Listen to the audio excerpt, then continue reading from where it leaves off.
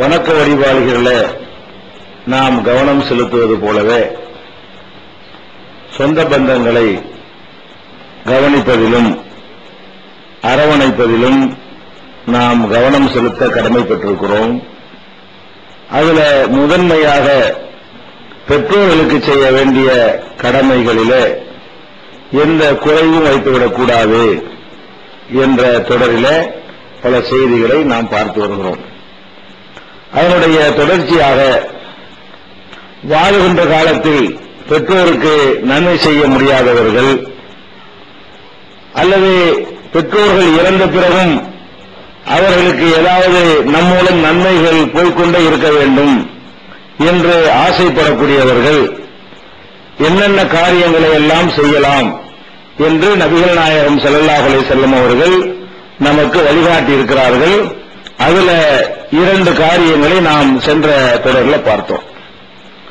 அதனுடைய தொடர்ச்சியாக நம்முடைய பெற்றோர்கள் ஹஜ்ஜி கடமையாக இருந்து அவர்கள் வாழுகிற காலத்திலே ஹஜ்ஜி அவர்கள் மீது கடமையாக இருந்து அதை செய்யாமலே மரணித்து இருப்பார்கள் என்று சொன்னால் அவர்களுடைய பிள்ளைகள் ஆண் பிள்ளைகளோ பெண் பிள்ளைகளோ அவருடைய பிள்ளைகள் அந்த ஹஜ்ஜை அந்த தாயின் சார்பாக தந்தையின் சார்பாக நிறைவேற்றலாம், நிறைவேற்ற வேண்டும் என்று நபிகள் நாயகம் ஸல்லல்லாஹு அலைஹி வஸல்லம் அவர்கள் வழிகாட்டி இருக்கிறார்கள். ஒரு பெண்மணி நபிகள் நாயகம் ஸல்லல்லாஹு அலைஹி வஸல்லம் அவர்களிடத்திலே என் தாயார் மீது ஹஜ்ஜி கடமையாக இருந்தது, அதை செய்யாமலே அவர் மரணித்து விட்டார், அப்ப அஹஜ்ஜு அன்ஹா, அவர் சார்பாக நான் ஹஜ்ஜி செய்யலாமா? ஒரு பெண்மணி கேட்கிறார்கள், எங்க அம்மா ஹஜ்ஜி கடமையாக இருந்து ஹஜ்ஜி செய்யாமல் மரணித்து விட்டார்கள், அவங்களுக்காக வேண்டி நான் ஹஜ்ஜி செய்யலாமா? அப்ப நபிகள் நாயகம் ஸல்லல்லாஹு அலைஹி வஸல்லம் சொன்னார்கள், உன்னுடைய தாயார் மீது ஏதாவது கடன் இருந்தால், யாருக்காவது கொடுக்க வேண்டிய, உலகத்தில் கொடுக்க வேண்டிய கடன் ஏதாவது இருந்தால் அதை நீதானே நிறைவேற்றுவாய் என்று கேட்கிறாங்க. அந்த அம்மா சொல்கிறார்கள், ஆமா நான் தான் நிறைவேற்றுவேன். அப்ப அல்லாஹ்வுடைய கடன் தைனுல்லாஹி அஹக்க யகுலாபிஹி, அல்லாஹ்வுடைய கடன் நிறைவேற்றுவதற்கு ரொம்ப தகுதியானது, மனுஷனுடைய கடனை நிறைவேற்றுவேன் என்று சொல்கிறாய். உன்னுடைய தாயார் அல்லாஹ்வுடைய கடன் வைத்திருக்கிறார்கள், ஹஜ்ஜிங்கிற ஒரு கடமை அவங்களுக்கு ஏற்பட்டு இருந்தும் கூட அதை செய்யாமல் மரணித்திருக்கிறார்கள். அப்ப நீ உலகத்தில் உன் தாய்ப்பட்ட கடனை நிறைவேற்றுவது போல உன்னுடைய தாயார் அல்லாஹ்விடத்தில் பட்டிருக்கக்கூடிய ஹஜ்ஜி என்ற கடனை நீ நிறைவேற்ற அது செல்லும் என்கிறார்கள். அப்ப இதுல நம்ம என்ன விளங்கிக் கொள்கிறோம்? நம்முடைய பெற்றோர்களுக்கு ஹஜ்ஜி கடமையாகிறது. அது பெண்ணுக்கே சொல்றாங்க. ஒரு ஆம்பளைக்கு தான் பொருளாதார சுமை எல்லாம் இருக்குது. ஒரு பெண்ணு எங்க அம்மாவுக்கு ஹஜ்ஜி செய்யலாமான்னு கேட்டா அந்த அளவுக்கு அவங்களுக்கு சக்தியோ வசதியோ இருக்க போய் தான் கேட்கிறாங்க. அப்ப இந்த மாதிரி கேட்கக்கூடிய நேரத்தில் பெண்ணுக்கே ரசூல் ஸல்லல்லாஹு அலைஹி வஸல்லம் அவர்கள் செய்யு, உன் தாயார் பட்ட கடன் நீ தான் அடைக்கணும் என்று சொன்னார்கள் என்று சொன்னால், அப்ப இதை நம்ம என்ன விளங்கிக் கொள்கிறோம்? நம்முடைய பெற்றோர்களுக்கு ஹஜ்ஜி கடமையாக இருந்தால் கடமை இல்லாம நம்ம செய்ய தேவை கிடையாது. ஏன்னா கடமை இல்லை நல்லா கேட்க மாட்டான். நம்முடைய தாய் தந்தையர் ஒரு நம்முடைய இளமை காலத்தில் சிறுபிராயத்தில் அவங்க ஏழையாக இருந்தார்கள் என்று வைத்துக் கொள்வோம். அவங்க ஹஜ்ஜி கடமையாக ஆகாமலே இறந்து விட்டார்கள் வைத்துக் கொள்வோம். இப்ப நம்ம சம்பாதிக்கப்படக்கூடியவர்களுக்கு அதிபதியா இருக்கிறோம். இப்ப நம்மிடத்துல வசதி இருந்தாலும் நம்ம தாயார் தந்தைக்காக ஹஜ்ஜி செய்ய வேண்டிய தேவை கிடையாது. ஏன்? அவங்க மரணிக்கிற வரைக்கும் அவங்களுக்கு ஹஜ்ஜி கடமையாகல, அவங்களே சாப்பாட்டு கஷ்டப்பட்டு மரணித்து இருக்கிறார்கள், அவங்க நல்லா கேட்கவே மாட்டான். அப்ப கடமையானதை தான் நிறைவேற்றணுமே தவிர உபரியான ஹஜ்ஜிகளை எல்லாம் அடுத்தவங்களுக்காக நிறைவேற்றக்கூடாது. அப்ப நம்ம தாய் தந்தையருக்கு ஹஜ்ஜி கடமையாக இருந்து என்றால் அதற்குரிய வசதி வாய்ப்புகளோட உடல் ஆரோக்கியத்தோட இருந்து இந்த செய்வோம் அந்த செய்வோம் அடுத்த வருஷம் போவோம் என்று அவர்கள் நினைத்துக் கொண்டே இருந்து ஹஜ்ஜி செய்யாமல் மரணித்து இருந்தால் அவங்க பிள்ளைகள் அதை நிறைவேற்றணும். கடன் தான் சொல்றாங்க ரசூல் ஸல்லல்லாஹு அலைஹி வஸல்லம், அல்லாஹ்வுடைய கடனை நிறைவேற்றணும். அப்ப ஒருத்தர் நம்ம தாயினர் ஏழையா இருந்தாங்க, இன்னைக்கு நம்ம பல கோடிகளுக்கு அதிபதியாக இருப்போம், நம்ம தான் வசதி இருக்குன்னு செய்யலாமா? செய்யக்கூட செல்லாது. ஏன்? அல்லாஹ்வுக்கு உங்க தாயினர் கடன் படலையே. உங்க தாயினர் அல்லாஹ்வுக்கு கடன் பட்டா தானே நீங்க நிறைவேற்றணும். இன்றைக்கு அதையும் செய்யறாங்க. பெற்றோருக்கு ஹஜ்ஜி செய்கிறோம், நாங்க பெற்றோருக்கு ஹஜ்ஜி செய்கிறோம் என்று அவங்களும் செய்கிறார்கள். கூலிக்கு ஆள் பிடிச்சி அனுப்புகிறார்கள். அதுக்கு சில ஆட்கள் என்ன செய்யறாங்க, மார்க்க அறிஞர்கள் சொல்லக்கூடியவங்க, உங்க அப்பாவுக்கா என்னை ஹஜ்ஜுக்கு அனுப்பி வைங்க, உம்மாவுக்கா எனக்கு ஹஜ்ஜுக்கு அனுப்பி வைங்க, அதுக்கு ஒரு தொகையை வாங்கி கொண்டு அவங்க தங்களுக்கு வேண்டிய ஆதாயத்தை அடைந்து கொண்டு வேற ஒரு ஆளுக்காக போய் ஹஜ்ஜு செய்யறேன்னு போறார்கள். இவங்க போய் நம்ம தகப்பனாருக்கா ஹஜ்ஜு செய்தால் இஹ்லாஸ செய்வாங்களா? கொடுக்கிற காசுக்காக செய்கிறார்கள். நம்ம தாய் தந்தைக்காக செய்தோம் என்று சொன்னால் நம்ம தாய் தந்தையருக்காக வேண்டிய இஹ்லாஸோட உள்ளச்சத்தோட தூய்மையான எண்ணத்தோட தான் நம்ம செய்வோம். அது அல்லாஹ் ஏற்றுக்கொள்வான். தூய்மையான எண்ணத்தை வந்து அல்லாஹ் பார்க்கிறான். கூலிக்கெல்லாம் போய் ஹஜ்ஜு செய்யக்கூடியவர்கள் என்ன செய்யறாங்க, அதுக்குமே குறிப்பு இருக்கிறாங்க, தாய் தந்தை ஹஜ்ஜு கடமையா, எங்களை அணுகுங்கள், நாங்கள் ஆளை அனுப்பி அந்த ஹஜ்ஜு செய்கிறோம் என்றெல்லாம் சொல்லி அதை வியாபாரமாக ஆக்கக்கூடியவர்கள் எல்லாம் பார்க்கிறோம். அதுக்கெல்லாம் மார்க்கத்தில் அனுமதி கிடையாது. நம்ம செய்யணும். அவன் தாய் தந்தைக்கு முதல்ல கடமையா இருக்கணும். கடமையா இருந்தால் என்ன செய்யல, நம்மகிட்ட வசதி இருந்தா நம்ம அதை நிறைவேற்ற வேண்டும். அல்லது நம்ம தாய் தந்தையருக்கு நல்ல வசதி இருந்தது, அவர் வசதி வரக்கூடிய நேரத்தில் வந்து அவர் ரொம்ப முடியாம போயிட்டார், பணம் நிறைய இருக்கிறது, அவருக்கு ஹஜ்ஜுக்கெல்லாம் போக முடியாது, ஆள் ரொம்ப தளர்ந்து போய் சக்கரவியாதி வந்து வண்டியில கூட ஏற முடியாது, பிளைட்ல கூட போக முடியாது என்கிற அளவில் அவர் இருக்கிறாரு. ஒரு ஹஜ்ஜு கடமை இல்லை. காசு மட்டும் ஹஜ்ஜை கடமையாக்காது, காசும் இருக்க வேண்டும், போய் வருவதற்கான அளவுக்கு உடல்நிலை இருக்கணும், சக்தி இருக்க வேண்டும். இதை அவர் கேட்க மாட்டான். உனக்கு 10,000 கோடி கொடுத்திருந்தானே நீ ஹஜ்ஜு செய்யணும்னு கேட்பானல்ல, கேட்க மாட்டான். ஏன், நீ காசு கொடுத்திருந்தல்ல, எனக்கு ஆரோக்கியத்தை தரலையே, பிரயாணம் பண்ணுவதற்கு ஏற்ற உடலை நான் இல்லையே, எனக்கு தள்ளாத வயசுல எனக்கு அந்த வசதியை கொடுத்த அப்படின்னு ஒரு சொல்லி விடுவார். அல்லாஹ் கேட்கவே மாட்டான். அப்ப அல்லாஹ் ஹஜ்ஜை கடமையாக்கும் போது என்ன செய்யறான்னு கேட்டா, ஒலில்லாஹி அலன்னாசி ஹஜ்ஜுல் பைத்தி மன் இஸ்ததா இலைஹி சபீலா, போய் வருவதற்கு யாருக்கு சக்தி இருக்கிறதோ, சக்தி எல்லாம் அடங்கி விட்டது, காசு சக்தி, உடல் சக்தி எல்லாமே என்ன செய்யுது, அதுல சேர்ந்திருக்கும். அப்ப சக்தி இருக்கிற அவர்களுக்கு தான் ஹஜ்ஜு செய்வது கடமை என்று அல்லாஹ் சொல்ற காரணத்தினால நம்ம பெற்றோர்களுக்கு வசதி இருந்து அவங்களுடைய இயலாமையில தள்ளாமையில முதுமையில அந்த வசதி கிடைத்து இருக்குமையானால் அப்ப அவர்களுக்கு பணம் இருந்தாலும் ஹஜ்ஜு கடமையாவாது, அவங்களுக்காக பிள்ளைகள் செய்ய வேண்டியது இல்லை.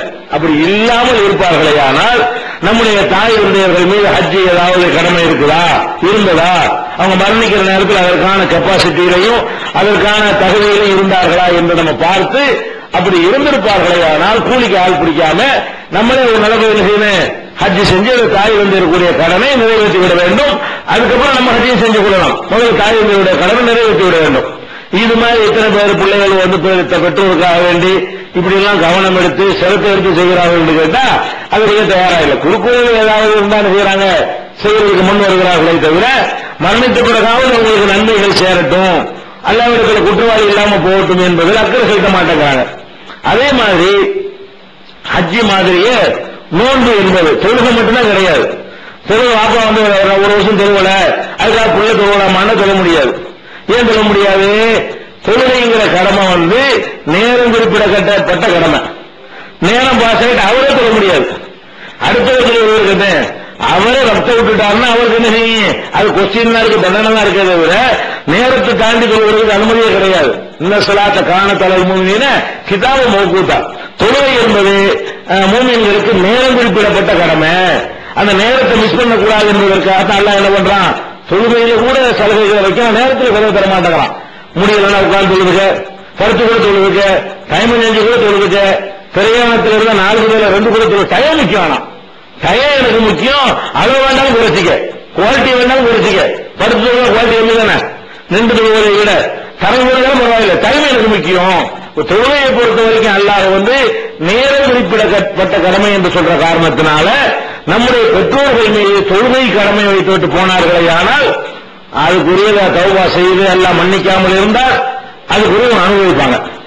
அல்லாஹ் இடத்துல என்ன செய்வாங்க, அனுபவிப்பாங்க. அப்படி இல்லைங்கிற பட்சத்துல நீங்க செஞ்சா நிறைவேற நிறைவேறாது. நீங்க விட்டது நீங்க நிறைவேற்றினா கூட உங்களுக்கு நிறைவேறாது. நேரத்தை தவற விட்டால் கிடையாது. அதனால தொழுகை ஹதீஸ்ல காணவே இல்லை. என் வாப்பாவுக்கு தொழுகை இருந்துச்சு, அது நான் தொழுகலாமான்னு யாரும் கேட்கவும் இல்லை, அது ஒரு ரசூல் ஸல்லல்லாஹு அனுமதிக்கவும் இல்லை. ஆனா ஹஜ்ஜிக்கு வருகிறது, நோன்பு பற்றி வருகிறது. நபிகள் நாயகம் ஸல்லல்லாஹு அலைஹி வஸல்லம் அவர்கள்ட்ட வந்து ஒரு பெண்மணி கேட்டதாகவும் ஹதீஸ்கள் நிறைய இருக்கிறது, ஒரு ஆம்பளை வந்து கேட்டதாகவும் ஹதீஸ்கள் இருக்கிறது. எப்படி கேட்கிறாங்க, என் தாயார் இறந்து விட்டார்கள், வலைஹா சௌமு ஷஹரின், அவங்களுக்கு 1 மாத நோன்பு கடமையாக இருந்தது. 1 மாத நோன்பு என்றால் அது ரமலானுடைய நோன்பாக இருக்கலாம், அது இவங்க ஒரு நேர்ச்சி கூட பண்ணியிருப்பாங்க, அது கடமை தானே, நேர்ச்சி பண்ணிட்டா கடமையாயிரும். இது செய்தால் இதை நான் செய்வேன், எனக்கு வயிற்று வலி போனால் நான் ஒரு 1 மாசம் நோன்பு வைப்பேன், காண போன என் புள்ள கிடைச்சி விட்டால் நான் வந்து என்ன செய்வேன், ஒரு மாசம் நோன்பு வைப்பேன். அல்லது எனக்கு ஒரு ஆம்பளை பிள்ளை பிறந்து விட்டால் நான் ஒரு மாசம் நோன்பு வைப்பேன். இப்படி ஏதோ ஒரு நீயத்து வைத்து அல்லாஹ்வுக்காக நேர்ச்சை செய்து அது நிறைவேறிச்சுன்னு வைங்க, இப்ப கடமையாகி போச்சு. ரமலான் நோன்பு விடுபட்டு இருந்தாலும் கடமையாகிவிடும். அநேகமா ரமலான் நோன்பு இருக்க முடியாது, ரமலான் கரெக்டா வச்சிருப்பாங்க. ஒரு மாத நோன்பு அந்த அம்மாவுக்கு இருந்த நிலையில் மரணித்து விட்டார்கள் சொன்னா ஏதாவது நேர்ச்சை பண்ணியிருப்பார்கள். ஒரு மாசம் நான் நோன்பு வைக்கிறேன், நேர்ச்சியை பொறுத்த வரைக்கும் ரமலான் தான் கரெக்டா செஞ்சிருவாங்க. அந்த மாசமே எல்லாரையும் அந்த பழக்கத்தை கொண்டு வந்துவிடும். நேர்ச்சி செஞ்சோம்னு சொன்னா அது கொஞ்சம் ஏற்கத்தான் செய்யும். இந்த செய்வோம் அந்த செய்வோம், காசு பணமா இருந்தா கொடுத்துட்டு போயிடுவாங்களே தவிர நோன்பு மாதிரி விஷயங்களாக இருந்தால் அது கொஞ்சம் குறித்த நேரத்தில் செய்வதில் என்ன செய்யும், மனிதன்ட்டு ஒரு அலட்சியம் வந்துடும். ஒரு பொழுதுபோக்கா இருந்து விடுவார்கள், கேர்லெஸ்ஸா இருந்து விடுவார்கள். அந்த மாதிரி அந்த அம்மாவுக்கு என்ன செய்யுது, ஒரு மாசம் நோன்பு எங்க அம்மாவின் மீது கடமையாக இருக்கிறது. அப்ப ரசூல் ஸல்லல்லாஹு அலைஹி வஸல்லம் கேட்கிறாங்க, இதையே தான் கேட்கிறாங்க. எப்படி இன்கானத்து அலா உம்மிக்கு தெய்வம், உங்க அம்மாவின் மீது கடன் இருக்குமையானால் அகுந்தி காவிஹி, அது நீதான் நிறைவேற்றுவாய். ஆமா நான் தான் நிறைவேற்றுவேன். அப்ப இந்த கடனை நிறைவேற்று. உங்க அம்மா அல்லாஹ்வுக்கு கடனாளியா இருக்காங்கல்ல, ஒரு மாசம் நோன்பு கடன் இருக்குது அல்லாஹ்வுக்கு. அப்ப அல்லாஹ்வுக்கு கொடுக்க வேண்டிய அந்த ஒரு மாத நோன்பு என்ற கடனை நீ நிறைவேற்று என்று நபிகள் நாயகம் ஸல்லல்லாஹு அலைஹி வஸல்லம் அவர்கள் அனுமதித்து இருக்கிறார்கள். அப்ப நம்முடைய தாய் தந்தையர்கள் மீது நோன்பு கடமையாக இருந்து அதை நிறைவேற்றாமல் கடமையாக இருந்திருக்கணும், நிறைவேற்றாமல் மரணித்திருப்பார்களே ஆனால் அவங்க எந்த கடமை இல்லைன்னு வைங்க, நம்மளா நபில் நோன்பு சும்மா வைப்போம், ஒரு 5 நோன்பு வைப்போம், அம்மாவுக்கு சேர்த்துருவோம், அதெல்லாம் கிடையாது. மார்க்கத்தில் அல்லாஹ் கொஸ்டின் பண்ணுவாங்கிறதுக்காக தான் இதெல்லாம் வைக்க சொல்றாங்க. அவன் வைக்கலன்னா அல்லாஹ் கேள்வி கேட்பான், ஏன் அந்த நோன்பு வைக்கலன்னு உங்க அம்மாட்ட கேள்வி வந்துடும், உங்க அத்தாட்ட கேள்வி வந்துடும். அது தப்பிக்கிறதுக்காகத்தான் இதை அனுமதிக்கிறாங்க. அப்ப கட்டாயமான நோன்பு அவர்களுக்கு இருக்குமையானால் அவங்களுக்காக நம்ம என்ன செய்யலாம், நோன்பு வைக்கலாம். இன்னும் சொல்ல போனால் நபிகள் நாயகம் ஸல்லல்லாஹு அலைஹி வஸல்லம் சொன்னார்கள், மன் மாத்தவ அலைஹி ஸௌமுன் சாம அன்ஹு வலிஹு, யார் ஒருத்தருக்கு நோன்பு கடமையாக இருக்கும் நிலையில மரணித்து விடுகிறாரோ அவருடைய வாரிசுகள், அவருடைய நெருங்கிய உறவினர்கள் அவர் சார்பாக நோன்பு நோக்க வேண்டும். நோன்பு வைக்கணும். எத்தனை பேர் வைக்கிறாங்க, எத்தனை பேர் மரணிக்கிறார்கள், கண்டிப்பா நோன்பு இருக்கத்தானே செய்யும். தாயார் மரணித்தா கூட அவங்க மேல நோன்பு இருக்கு நமக்கு எல்லாம் தெரியும். தாப்பனார் மரணித்திருப்பாரு, நோன்பு விட்டுருப்பாருன்னு தெரியும். அதை செய்ய யாரும் முன் வரல, கஷ்டமா இருக்கும்ல, நோன்புங்கிற சிரமமா இருக்கும் இல்லையா. இதை சுமந்துக்கிறதுக்கு யாரும் தயாரா இல்ல. ஊரெல்லாம் வளர்ச்சி பிரியாணி போட்டு பாத்தியா ஓதி 40 அந்த கத்தம் செய்வதற்காக ரெடியா இருக்கிறார்கள். குரானை வச்சு அஜர்த்துமாரெல்லாம் கொண்டாந்து ஓத வைத்து இதெல்லாம் கஷ்டம் இல்லாத வேலை, இதை செய்ய ரெடியா இருக்கிறாங்க. ஆனா இது மார்க்கத்தில் இல்ல, இதுக்கு மார்க்கத்தில் எந்த நன்மையும் கிடைக்காது. பெற்றோருக்கு எந்த ஒரு குற்றம் வேண்டாம் சேருமே தவிர பெற்றோருக்கு ஒரு நன்மையும் கிடைக்காது. அப்ப அல்லாஹ் ரசூலும் காட்டாத விஷயங்களை எல்லாம் பெற்றோருக்கு செய்கிறார்கள். அல்லாஹ் ரசூலும் காட்டி தந்த ஒரு விஷயத்தை செய்வதற்கு இவங்க என்ன இல்ல, தயாராக இல்லை. அப்ப நோன்பையும் அதே மாதிரி செய்யலாம். நோன்பு இல்லாம ஹஜ்ஜி நோன்பு இல்லாம ஒருத்தர் நேர்ச்சை எது வேண்டாலும் நேர்ச்சை பண்ணலாம். நேர்ச்சை செய்வது தொழுகை நோன்பையும் நேர்ச்சை செய்யலாம், வேற என்னமாவது ஒரு நேர்ச்சை செய்திருக்கலாம். அந்த மாதிரியான நேர்ச்சை ஏதாவது இருக்குமையானால் அது தொழுகையா இருந்தாலும் சரி. என்ன நேர்ச்சையுடைய தொழுகைக்கு டைம் கிடையாது. இவர் என்ன செய்யறாரு, எனக்கு இந்த காரியம் நிறைவேறினால் நான் 2 ரக்காத் தொழுகிறேன், என்ன டைம், அவருக்கு வாய்ப்பு உள்ளதான் டைம். அல்லாஹ் கடமையாக்கின 5 வேளை தொழுகைக்கு தான் அடுத்தால் செய்ய முடியாது. நேர்ச்சையில் அவர் தன்மை நினைஞ்சிட்டாரு, நான் இந்த காரியம் நிறைவேறுமையானால் நான் ஒரு 10 ரக்காத் தொழுவேன், அல்லது டெய்லி 2 ரக்காத் அவர் 5 நாளைக்கு தொழுவேன். இவர் எப்படி முடிவு செய்கிறாரோ அந்த மாதிரி முடிவு செய்து கொண்டாரையானால் அவரை இறந்து போய்விட்டார். தொழுவேன்னு சொல்லிட்டு நினைச்சிட்டாரு, அவர் சொல்லாம இறந்து போய்விட்டார். அல்லது ஒரு 10 ஏழைக்கு சோறு கொடுப்பேன், ஒரு ஆட்டருக்கு தர்மம் செய்வேன், அல்லது பள்ளியாளர்களுக்கு 1000 ரூபாய் கொடுப்பேன், அல்லது மானசாருக்கு 10,000 ரூபாய் கொடுப்பேன். ஏதோ ஒண்ணு நல்ல காரியங்களுக்காக என்ன செய்யறாரு, ஒருத்தர் நேர்ச்சி பண்றாரு, எனக்கு இந்த காரியம் நிறைவேறி விடுமையானால் நோன்பு வைப்பேன், அது செய்வேன், இது செய்வேன். எந்த விதமான வணக்கமா இருக்கும், மார்க்கத்தில் எதெல்லாம் வணக்கம் என்று அறியப்பட்டிருக்கிறதோ ஆதாரம் இருக்கிறதோ அந்த மாதிரி காரியத்தை செய்வதாக நம்முடைய பெற்றோர்கள் நேர்ச்சை செய்து விட்டு மரணித்து விடுவார்களேயானால் அதை வாரிசுகள் நிறைவேற்றணும்.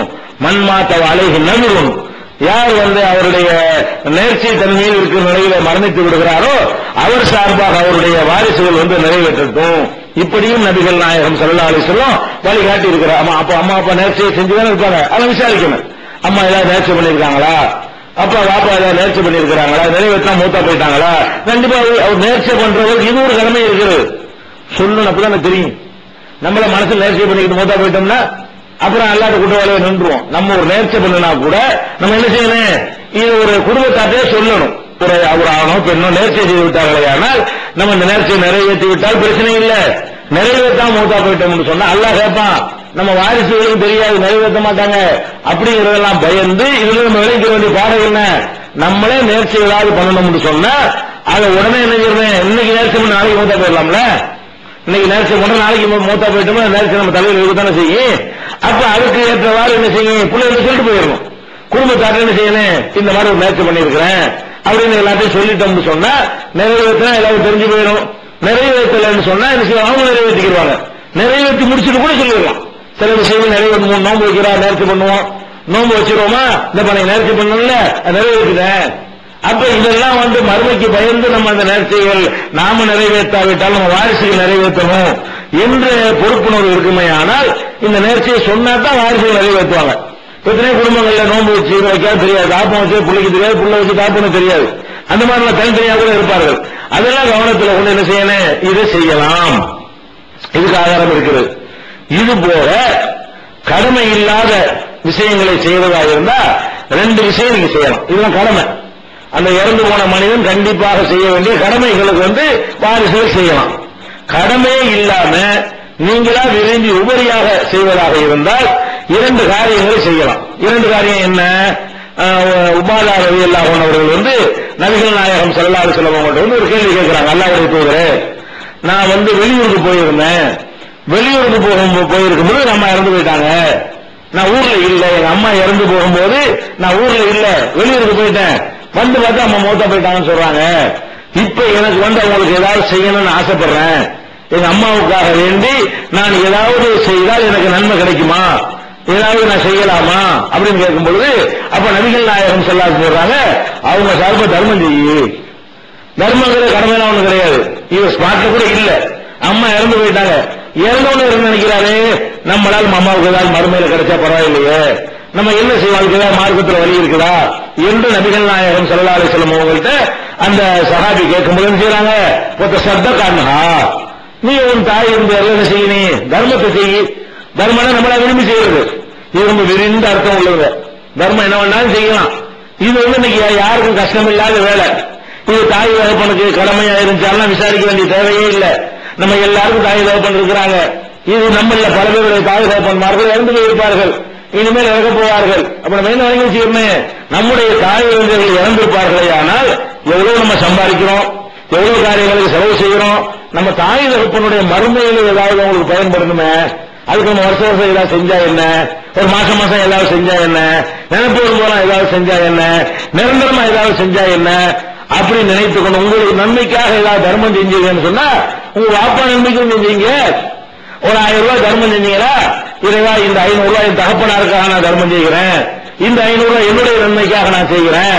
ஒரு பள்ளிவாசலுக்கு ரூபாய் கொடுக்குறீங்களா, அதுல பாதி வாப்பா கொடுங்களேன், பாதி அம்மா கொடுங்களேன், இறந்து போயிருந்தாங்கன்னு சொன்னா அவங்களுக்கு நீங்க தர்மம் கொடுத்தீங்கன்னா அவங்களே அந்த பள்ளிவாசலுக்கு ரூபாய் கொடுத்த மாதிரி, அவங்களே அந்த மதரசாவுக்கு ரூபாய் கொடுத்து எத்தனை பேருக்கு செய்யறோம், மெனக்கெட்டு செய்யலாமா? தாய் வந்து ஒழுங்கா கவனிக்கிறது எவ்வளவு பேர் கவலைப்படுறோம். அந்த மாதிரி ஆளுக்கெல்லாம் இருப்பாங்க, நம்ம தாய் வந்து ஒழுங்கா கவனிக்காம விட்டுட்டோம், சின்ன வயசுல தாய் வந்து இழந்திருப்பாங்க, தாய் வந்து ஒன்னும் செய்ய முடியலங்கிற அந்த மாதிரி பிள்ளைகளுக்கெல்லாம் இருக்கத்தான செய்யும். அவங்களும் ஏற்க வேண்டியதில்லை, வேற வழியில் அவங்களுக்கு என்ன செய்யலாம், நம்பிக்கைகளை நிறைவேற்றலாம், மறுபடியும் அந்தஸ்தை உயர்த்தலாம். அப்ப நம்முடைய பொருளாதாரத்தை எல்லாம் தந்திருந்தான்னு சொன்னா எத்தனை வீணானவர்கள் செலவழிக்கிறீங்கல்ல, அதுல ஒரு சதவீதத்தை எடுத்து ஒரு 5% என்னுடைய வருமானத்தில் 5% என் தாய் இந்த நன்மைக்கு நான் செலவழிப்பேன். இது பெரிய கஷ்டமா? 1000 ரூபாய் சம்பாதிக்கிற ஆள் 5% 50 ரூபாய் வரப்போகுது, 50 ரூபாய் மாசம் கொடுங்களேன். எப்போலாம் உங்களுக்கு சம்பளம் கிடைக்கிறதோ அப்போதெல்லாம் ஒரு 5%, 2%, ஒரு 10% அவங்க சக்திக்கு தகுந்தவாறு தேவைகளை எல்லாம் ஓரளவுக்கு நிறைவேற்றி கொண்டு எத்தனை ஒரு ஓய்வுக்கு ஒரு பட்ஜெட் போட்ட வேண்டியதான். தொடர்ச்சியா அவங்களுக்கு நன்மைகள் தர்மம் செஞ்சுக்கிட்டே மோத்தா போயிட்டு அமல் கிடைச்சிட்டே இருக்க. அவங்களுக்கு அவங்க இறந்து போயிட்டாங்க, அவங்களால தொழ முடியாது, அவங்களால நோன்பு வைக்க முடியாது, அவங்களால எந்த ஒரு இதாகத்து வைக்கிறது ஒண்ணுமே செய்ய முடியாது. நீங்க தர்மம் செஞ்சீங்க, அவங்க தர்மம் செஞ்சாங்க, ஆகுது தர்மத்தை நீங்க செய்றீங்க, அல்லாஹ்வுடைய கணக்குல இல்லாவது அவங்க தர்மம் செஞ்சாங்கன்னு எழுதப்படுகிறது. மூத்தா போயிட்டு ஒரு தர்மம் செய்யறேன்னு சாதாரண விஷயமா? அப்ப நீங்க வாழுகிற காலத்துலாம் செஞ்சீங்கன்னு சொன்னா அவருக்கு ஏதாவது மார்க்கு கம்மியா இருந்தா நரகத்துக்கு போற அளவுக்கு விரும்புவீங்க, அதிகமா நன்மைகள் விரும்புவீங்க. இது போய் ஏற்றி விடுங்கள, பாசாக்கி விடுமா இல்லையா? அப்ப இந்த மாதிரியான வழிமுறைகள்லாம் இருக்கு. இதெல்லாம் செய்ய மாட்டேங்கிறான். சும்மா இல்லாத ஒன்றை உண்டாக்கி சோத்தாக்கி போட்டு பெருமைக்கு செய்யறதுக்கு தான் இவன் தயாரா இருக்கிறானே தவிர பெற்றோர்களுக்கு இப்படி ஒரு வழி மார்க்கத்தில் தானே செய்யுது. நம்ம தொடர்ச்சியை இப்பவும் செய்யலாமே, இதை விடாம செய்யலாமே. அதை நினைத்து பெற்றோர்களுக்காக வேண்டி நம்ம என்ன ஒரு விளம்பரம் பண்ணி நோட்டீஸ் வச்சுலாம் செய்ய வேண்டியது. மனசுல நினைச்சு கொடுத்தா போதும். என் பெற்றோருக்காக வைத்துக் கொள்ளுங்கன்னு சொல்லிலாம் கொடுக்க வேண்டியது இல்ல. நீங்க கொடுக்கவும் மனசுல என்ன செய்யணும், இதனுடைய நன்மை என் பெற்றோருக்கு அல்லாஹ்வுக்கு தெரியும். இல்லாம நீங்க என்ன நினைக்கிறீங்களோ அதை அவன் ரெக்கார்ட் பண்ணிக்குவான். அப்ப என்ன மாதிரி நீங்கள் நினைக்கிறீர்களோ அது அல்லாஹ்வுக்கு தெரியும் என்ற காரணத்தினால் நிறைய தர்மங்கள் செய்யுங்க. பெற்றோருக்காக என்ன செய்யுங்க, ஒன்றும் செய்யாதவர்கள் நிறைய அதிகமான தர்மங்களை செய்து அவங்க இறந்த பிறகும் அமல் செய்யக்கூடியவர்களாக, இறந்த பிறகும் அவருடைய மறுமையுடைய அந்தஸ்தை உயர்த்திக் கொள்ளக்கூடியவர்களாக நம்ம என்ன செய்யணும், ஆக்கிறது பிள்ளையுடைய கடமை. இதை நம்ம செய்ய வேண்டும். அடுத்து என்ன, இது கட்டாயம் கிடையாது, தர்மம் என்பதனால விரும்பி செய்யறதுதான். ஆனா இது பயன் தரும், கடமை இல்லாத விஷயமா இருந்தாலும் பெற்றோருக்கு நன்மை தரும் என்று நபி ஸல்லல்லாஹு அலைஹி வஸல்லம் சொல்றாங்க. அதே மாதிரி துஆ செய்வது. அடுத்து என்ன, ரெண்டாவது விஷயம், துஆ செஞ்சுட்டு துஆ செய்யணும். பிள்ளைக்கு செய்யற துஆ பெற்றோருக்கு ரொம்ப பயன் தரும். நபிகள் நாயகம் ஸல்லல்லாஹு அலைஹி வஸல்லம் சொன்னாங்க, இதா மாத்தல் இன்சானு, ஒரு மனிதன் இறந்து விட்டான் என்று சொன்னால் இன்கத அன்ஹு அமலுஹு, அவனுடைய அமல் எல்லாம் முடிந்து போய் விடுகிறது. இறந்துட்டா அமல் செய்ய முடியுமா? மூத்தா போய் ஒன்றும் செய்ய முடியாது, அசைய கூட முடியாது. ஆனா இல்லாமின் சலாசின், 3 காரியங்களை தவிர 3 காரியங்கள் இறந்த பிறகு இவருக்கு என்ன செய்யும், இவரை அமல் செய்வதாக கணக்கில் எடுத்துக் கொள்ளப்படும். இவர் போய் சேர்ந்திருப்பாரு, ஆனா இவரே செய்வதாக 3 காரியத்தில் கணக்கு எடுக்கப்படும். அந்த 3 காரியம் என்ன, அவர் கற்றுக் கொடுத்திருப்பான நல்ல கல்வி. ஒருத்தர் மூத்தா போறதுக்கு முன்னாடி மார்க்கத்தை எடுத்து சொல்லிட்டு கல்வி எடுத்து சொல்லிட்டு போறாரு, குர்ஆனை படிப்புல மக்களை வாழ செஞ்சுட்டு போயிட்டாரு. அவர் போயிட்டா கூட அவர் சொன்னதை கேட்டு உலகத்தில் எத்தனை பேர் நடக்கிறாங்கன்னு சொன்னா அதனுடைய நன்மை அவர் போய் சேர்ந்துட்டே இருக்கும். அவங்க அடுத்தவங்களுக்கு சொன்னாங்கன்னு வைங்க, அவர் போயிட்டாரு என்னமோ அவரே சொல்லிட்டு இருந்த மாதிரி அவர் எழுதின புத்தகத்தை படிச்சு எத்தனை வேற வழிக்கு வருவாங்க, அவருடைய எழுத்து பேச்சுக்களை கேட்டு எத்தனை வேற வழிக்கு வருவாங்க. அவர் மூத்தா போயிருப்பாரு, பேச்செல்லாம் கேட்டு இருப்பாங்க இன்னைக்கு வரைக்கும். அப்ப அப்படிலாம் இருப்பார்களே, ஆனால் அவர் போயிட்டா கூட அவருடைய பேச்சு, எழுத்து, அவருடைய போதனை, அவருடைய வழிகாட்டுகளை கொண்டு எத்தனை பேர் எதுவரைக்கும் நேர்வழி பெறுகிறார்களோ அப்போவெல்லாம் இவரே என்னமோ நேர்வழி காட்டினதாக எல்லாம் எழுதிக்கிட்டே இருப்போம். ஆளு போயிட்டாரு, ஆனா அமல் நடந்துகிட்டே இருக்கிறது ஒண்ணு. இரண்டாவது என்ன, சதகத்தும் ஜாரியா, நிலையான தர்மம். நிலையான தர்மத்தில் 2 வகை இருக்கிறது. சாப்பிட கொடுத்தோம், சாப்பிட்டா முடிஞ்சு வச்சு, அதாவது சாதாரண தர்மம். நிலையான தர்மம் என்ன, ஒருத்தர் சாப்பிடுவதற்காக வேண்டி ஒரு 1/2 ஏக்கர் நிலத்தை எழுதி வச்சு இதுல வரக்கூடிய வருமானத்துல வர்றவங்க சாப்பாடு போட்டுட்டே இருக்கீங்க. நம்ம முகத்தான் சாப்பாடு போட்டுட்டே இருப்பாங்க. ஒருத்தர் தண்ணி கேட்கலாம், ஒரு டம்ளர் தண்ணி கொடுக்கணும், சாதாரண தர்மம். ஒரு கிணறு விட்டு போட்டு போனீங்கன்னா அது மாதிரி தண்ணி குடிச்சுட்டே இருப்பாங்க. ஒரு அடிப்பொறுப்பு வச்சுட்டு போனீங்கன்னு சொன்னா அதுல இருந்து மக்கள் தண்ணி எடுத்துட்டே இருப்பாங்க. நம்ம போய் சேர்ந்துருவோம். எவனெல்லாம் அடிச்சு தண்ணி குடிக்கிறானோ அப்பதான் நம்மளே தண்ணி கொடுத்த மாதிரி கணக்கு. நம்ம ஒரு கிணத்தை வச்சு போட்டு மூத்தா போயிட்டோம்னு சொன்னா நம்மளே இன்னும் அந்த மக்களுக்கு தண்ணி வாரி வாரி கொடுத்ததாக கணக்கு. அப்ப இறந்து போன பிறகு நம்மளே அமல் செய்வதாக கணக்கில் இருக்கிற 2 விஷயமாச்சு. 3வது என்ன தெரியுமா, இந்த 2 நம்ம தான் செஞ்சுட்டு போகணும். நம்ம இறந்த பிறகு நம்மளே இதை உயிரோடு இருந்து செஞ்சுட்டு போனால் இறந்த பிறகு நம்ம நன்மை செய்கிறோம் என்று கணக்கில் எடுத்துக் கொள்ளப்படும். 3வது என்ன என்று சொன்னால் வலதும் சாலிஹும் எதுவுலகு, ஒரு மனிதன் தனக்காக துவா செய்யக்கூடிய சாலிஹான பிள்ளையை விட்டு சென்றானேயானால் அவன் செய்கிற துவாக்கள் அவனுக்கு சேர்ந்துட்டு இருக்கும். எங்க பாப்பா மன்னிச்சிரு, எங்க அம்மா மன்னிச்சிரு, கபர் வேதனை லேசாக்கி வை, விசாரணை கஷ்டமாக்கி விடாது. அது மாதிரி என்னென்ன மறுமை பாக்கியங்கள் இருக்கிறதோ அதை மையப்படுத்தி நீங்கள் ஒவ்வொரு துறைக்கு பிறகும் மற்ற சாதாரண விரும்புகிற நேரத்தில் எல்லாம் காலத்தில் இரவுல இப்பெல்லாம் டைம் கிடைக்கிறதோ அப்பெல்லாம் நீங்கள் செய்தீர்களே, ஆனால் அதுக்கு என்ன கிடைக்கிறது, அவருக்கு நன்மை கிடைச்சிக்கிட்டே இருக்கிறது. அவர் மூத்தா போயிட்டாரு, அவருக்குள்ள உட்கார்ந்து துவா செய்கிறான், அவருக்கு நன்மை கிடைக்கிறது. எத்தனை பேர் செய்கிறோம், எத்தனை பேர் பெற்றோருக்காக வேண்டி இந்த மாதிரி ஏதாவது கேட்கணும். இன்னைக்கு போய் செய்வாங்க, நிறைய பேர் செய்வாங்க. இன்னைக்கு காலையில் கேட்கிறாங்களா, இன்னைக்கு முடிச்சுமா அல்லாஹ் வாப்பாக்கு செய்ய, அது ஒரு சரி. அசரதியாகவும் இருக்குமா, மகிழ்ச்சியாகவும் இருக்குமா? நம்ம பெற்றோருக்கு நம்ம வச்சுக்கிற கணக்கு என்னது, எவனாவது சொல்லி தந்தா செய்வது, அது ஒரு கடமை ஆகிக்கிற வேண்டியதானே. உங்களுடைய அன்றாட வேலைகள்ல ஒரு வேலை மாதிரி செய்யணும். பெற்றோர்களையும் துவாவோட சேர்த்துக்கிற பெரிய கஷ்டம் முதலீடு செய்ய போறீங்க. இதுக்காண்டி ஒரு 4 நாளைக்கு பழகிட்டீங்கன்னா உங்க பழக்கமா ஆயிக்கும். அப்ப தினசரி நம்ம எந்த துவா செய்தாலும் அது யாரையும் சேர்த்துக்கணும், நம்ம தாய் நேரையை சேர்த்துக்கொண்டு அவங்களுடைய மறுமையை பற்றியும் பேசணும் என்று சொன்னால் அவருடைய கிரேடு ஏறும். கஷ்டப்படாம கபர்ல இதெல்லாம் இந்த வயதிலிருந்து மீள கூடியவர் அவர் இருப்பாரு. மறுமையை எழுப்பும்போது இந்த மனுஷனுக்கு அவ்வளவு தரஜான்னு கேட்கிற மாதிரி இருக்கும். நம்ம அப்பா அம்மா கொஞ்சம் முன்ன பின்ன நடந்திருந்தாங்கன்னு வைங்க, நம்ம செய்யற பிரார்த்தனைகள்னால அவருக்கு என்னவாக அந்தஸ்து ஏறி இவரெல்லாம் தேவை மாட்டான்னு உலகத்தில் நினைச்சாங்களே, சிறுக்கு மட்டும் வைக்காம இருந்தாங்கன்னு வைங்க, அவங்களாம் தெரிவாங்க. சிறுக்கு வைக்காம மூத்தா போயிட்டாங்க, அதிகமான நல்ல மல்கள்லாம் செய்யல, அந்த மாதிரி நம்முடைய பெற்றோர்கள் இறந்திருப்பார்கள். அதனால நம்முடைய துவாக்கள் என்ன செய்யும் அப்படி எல்லாம் சொல்லுவானா, யாரெல்லாம் எனக்கு எப்படி இதை கொடுத்த இஷ்டு எவ்வாறு வலதிக்கு இலக்க உன் புள்ள உனக்கான பாவ மன்னிப்பு கேட்டாங்க, அதுக்கு தான் நல்லா சொல்லுவானா. அவனுக்கு அந்த அந்தஸ்தை கொடுக்கறதுல அவனுக்கு நம்ப வேறாதான், எனக்கா நானும் ஒண்ணுமே செய்யல, என்னைக்கு சொல்றதுக்கு வைக்கிற இவ்வளவு பெரிய தர்கா கொண்டு கொடுக்கிறேன், உனக்கு தெரியல, உன் புள்ள உனக்காக இல்லையா பாவ மன்னிப்பு தேடிட்டே இருந்தான். அப்படி அவன் ஆச்சரியப்படுற அளவுக்கு நபி ஸல்லல்லாஹு அலைஹி வஸல்லம் சொல்றாங்க, அவனை வியந்து ஆச்சரியப்படுற அளவுக்கு அவனுடைய நன்மைகள் உயர்த்தப்படுது. எதனால் உயர்த்தப்படுது? பிள்ளைகள் பெற்றோருக்காக செய்கிற துஆவினால் உயர்த்தப்படுகிறது. அப்ப இதெல்லாம் கவனத்தில் கொண்டு பெற்றோருக்கு செய்கிற கடமைகள் என்ன செய்யணும், அந்த கடமைகளை செய்ய முடியாட்டாலும் மறுமைக்காக உள்ள கடமைகளையும் அவங்களுக்கு நன்மை சேர்க்கிற காரியங்களையும் நம்ம என்ன செய்யணும், கவனம் செலுத்த வேண்டும். இது போக பெற்றோர் அல்லாம மற்ற உறவினருக்கு செய்ய வேண்டிய கடமைகள் இருக்கிறது. அதுல என்னென்ன உறவினர்களை எப்படி நடத்திக் கொள்ள வேண்டும் என்ற விவரங்களை எல்லாம் இன்ஷா அல்லாஹ் அடுத்த வாரம் பார்க்கலாம். அன்பிற்குரிய சகோதரர்களே, நாளை அல்லது நாளை மறுநாள் ஷாபான் மாதம் பிறக்க இருக்கிறது. இந்த ஷாபான் மாதத்தை பொறுத்த வரைக்கும் இந்த மாதத்திற்கு ஒரு தனியான சிறப்பு இருக்கிறது. என்ன சிறப்பு என்று கேட்டால், இது பொதுவாக நிறைய பேர் அறிந்து கொள்ளாமலும் கடைபிடிக்காமலும் இருக்கக்கூடிய ஒரு சிறப்பு. ரமலான் மாதத்தில் நம்ம எல்லாரும் நோன்பு வைப்பது கடமை என்று விளங்கி வைத்திருக்கிறோம், வைக்கிறோம். நபிகள் நாயகம் ஸல்லல்லாஹு அலைஹி வஸல்லம் அதே மாதிரி நோன்பு வைத்திருக்கிறார்கள், இதை விளங்கி இருக்கிறோம்.